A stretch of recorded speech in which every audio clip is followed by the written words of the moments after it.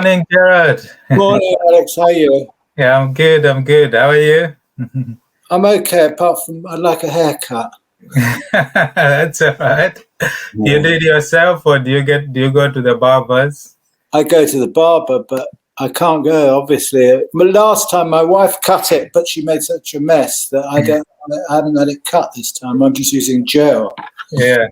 So I guess you have to wait until the lockdown eases, yeah, for The 12th of April. 12th of April, yeah.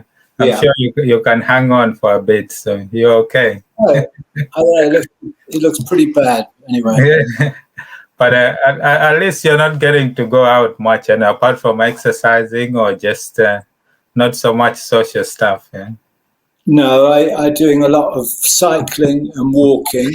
Yeah. So that's the only time I go out, really. Yeah. Okay.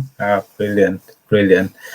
So yeah, thank you very much, Gerald, for agreeing to come and speak to us on this business, wealth, and mindset podcast. I've obviously followed quite a lot of your journey through the mentorship and the mastermind with Rob as well, and your sessions. So, but I thought it would be good to bring you on to give a bit of your golden nuggets and your experience to our listeners as well, so they get to follow your journey. So, I thought instead of sort of focusing much, obviously we'll go through the speech and everything else, but I think there's a lot more that you can share. So I thought it will be a good idea to sort of start from your journey, from the beginnings, growing up as a child and how you got into the family business, to sort of build a chronological order of things until we get to here. I think that sort of sets the scene quite well for our listeners to actually get to know the real you, rather than just that small bit about the speech. So if we kick it off on there, so just take us through your journey as a child, growing up, the family, the siblings, and how you got into the business, to sort of start setting the scene that way. That's all right. Yeah. Mm-hmm. Yeah, sure. So I was born in Richmond, Surrey. Mm-hmm. We lived above a dentist there. And Richmond was not a affluent city like it is today. Mm-hmm. Very few places were actually outside of London. Mm-hmm. So that was where my father had opened up his first shop. So he had the one shop in Richmond, and we lived round the corner above the dentist. And my mother worked in the shop with my father. In fact, she worked in that shop when she was pregnant with me. So you would say that it's in my blood and I was born into it. Absolutely. Yeah. And he became quite successful, although he went up to about 6 shops. Now, today, if you had 6 shops, you'd probably be quite wealthy. Yeah. But it wasn't, you weren't really wealthy then. You were just sort of, could get by. But nevertheless, we moved to a house in Hendon, northwest London, where he carried on expanding the business. I went to school, obviously, to pass my 11 plus. I went to a grammar school, but the change from a very small kindergarten prep school to a big state-run school with 33 people in the class didn't really agree with me. And I, in fact, came last out of the 33 in the class. And the headmaster called my parents in and said that unless he improves, we'll have to expel him. I don't know if they would do that today, but they would say you'd have some learning difficulty or come to some arrangement, but no, they gave me quite a telling off, and but I wasn't really participating in school at all. I wasn't taking anything on board. I don't know whether I did have any sort of issues, but I then left there and went to some school where it was like a catch-up school. It was called a crammer, where they crammed a lot of education into short space of time, but that didn't work either, and I failed my GCSE and went to work for my father in Oxford Street. By then he'd had about 30 shops, although he was in partnership with his brother, his father, and one other brother. So it was a family business. So, you know, I wasn't heir apparent or anything like that. There were a lot of other people, and they were quite young as well. But nevertheless, I worked in the shop in Oxford Street, which I really enjoyed. And then basically, as I got older, worked in all different parts of the business as it expanded. And it expanded to about 130 shops. But at that point, my father became very ill. He had a brain tumor. And he became not the person that he was. He totally changed. And the business started going backwards, losing money. He was making the wrong decisions. And there was a real crisis in the company. And that's when I felt, at the age of 34, that I should take over and change the direction and the way that the business was going, because the morale in the company with the managers was terrible. Yeah. And it was very unfortunate, because he was a very, very talented and caring person before he became ill. But this is what happens in life, you know. Yeah. Okay. So at that point, obviously, you know, that was quite a lot for you to take on, but you had already built up quite a bit of experience in the business, and so you knew a lot of what was going on. Yeah. So how did you find it, being at the top of the business, and where did you take the company from there? Yeah, I mean, it was very important that I had been in all different parts of the business, not always very successfully, but nevertheless, I'd worked in a lot of, behind the shop and the counter and in the display department, in the factory, in every aspect, in buying. I made a lot of mistakes, a hell of a lot of mistakes on the way, but I knew everyone in the company, and they had a certain amount of respect for me because I'd been in the business, you know, I hadn't just come in. But I managed to persuade my father to step down. Yeah. And then persuade the other directors, his family, which was actually more difficult, that I should take over. They were against it, but I managed to take over as managing director. And one of the reasons why we were successful in the early days is we had a buyer called Terry Jordan, who used to buy very low priced product. He was very much aware of the importance of offering value for money and not being too expensive looking. But my father had fallen out with him when he became ill and fired him. And this guy, Terry, opened up 26 shops doing what we used to do, offering low price jewellery. And he was doing exceptionally well. So I felt I needed to bring him back. Yeah. That was the key. I wasn't a buyer. You know, I didn't have experience in buying. Well, I did a bit, but I wasn't in his league as a great buyer. He was a brilliant buyer and had respect from all the suppliers. So I cut a long story short, I managed to buy his business for £4 million, which basically, because our share price had fallen so dramatically and we were in no position to pay £4 million, I gave him shares in the Ratners business, and he became the biggest shareholder. But nevertheless, that made me, and I had tremendous opposition from this acquisition from my father, and our stockbrokers, who tried everything they could to do to stop it. But I managed to get it through, and that was the change of our fortunes. And we went back to how we were, offering the public value for money. It's as simple as that.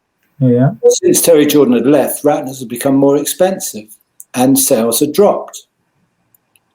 So it was a simple turning the clock back formula, which worked extremely well.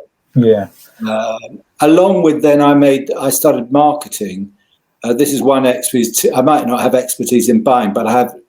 Marketing is quite simple. You put up posters and reduce prices and make aggressive claims, which is I did that. And along with the lower prices, we became very, very successful, in fact. And that enabled us to acquire our competitors, who were like the old Ratners. They were too expensive. We acquired H. Samuel. It was a great coup because the business was 3 times our size. By then we'd had 150 shops, but H. Samuel had 450, and their shops were absolutely enormous and in marvelous locations, and they had a fantastic reputation. So that put me in the big time, the acquisition of H. Samuel. Wow. And then that took you global as well, just beyond the UK and Europe. I spoke to my investors, and our shares price had gone zooming up for 2 years. In fact, 1 year they were the highest performing share on the stock market. We've gone from 34p to £4.20. But they started going down, and the broker said, well, Gerald, you can't go any further in the UK market. You've already got 50% of the jewellery market. You've acquired Ernest Jones now, H. Samuel, Watch Switzerland, Sales, Leslie Davis. Nothing. You're not going to grow at the same pace as you've done for the last 3 years. So unless you diversify or take your business abroad, start expanding abroad, we can't see the growth, because that's what the stock market do. They look ahead and see where you're going to grow, which is not really the right way of running a business in hindsight. But anyway, they run a business to suit their shareholders, nobody else. I learned that, I learned that the advice that I was given was to suit them rather than to suit me. I was young and about 40, and decided that the place to go was America. Even though it was the graveyard of all retailers, British retailers, from Marks and Spencer's downwards.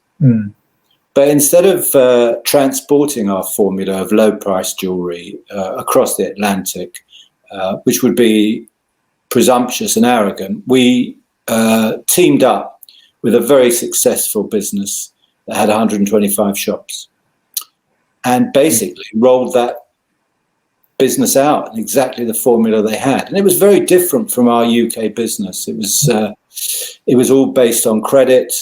If you went into a shop in America, you would want to examine the diamond ring with a gem scope. I mean, that wouldn't work in the UK at all. People know this in that. We had to respect the fact that it was a very different market. But because we had such good partners, even though we paid a huge price, we paid £125 million for them for 125 shops. It was worth it, because we then expanded that business to 1,000 shops. And were very successful in America. And in fact, we were one of the very few retailers to succeed across the Atlantic. So by now we had about 2,500 shops. We'd expand the UK and the US, and we were making profits of 125 million, forecast to go to 200 million. Now, you think that's back in 91. That's $1 billion profit. There isn't a retailer today that's making that sort of profit. We're really on a crest of a wave. That's massive. That's a global empire there. But just to pick up on a few points there in terms of making decisions and some instinctual decisions that you would make, because you've mentioned there when you were looking to go to America, some of the brokers, even yourself, were not so as well. In the same way that here, when you are looking to take over and do some of the takeover, like bring your previous partner back in, that was instinctual on your part to bring Ratners back to base, which is what you're offering.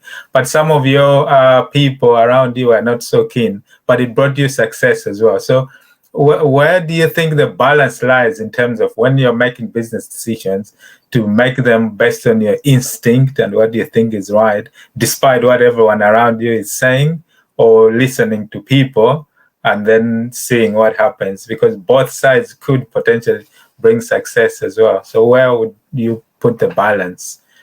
Well, the key turning point was that Terry Jordan acquisition, because it put it back on the successful route. It wasn't a big acquisition. The H. Samuel was the big, but what it did was it changed the Ratners business from going backwards to going forwards again.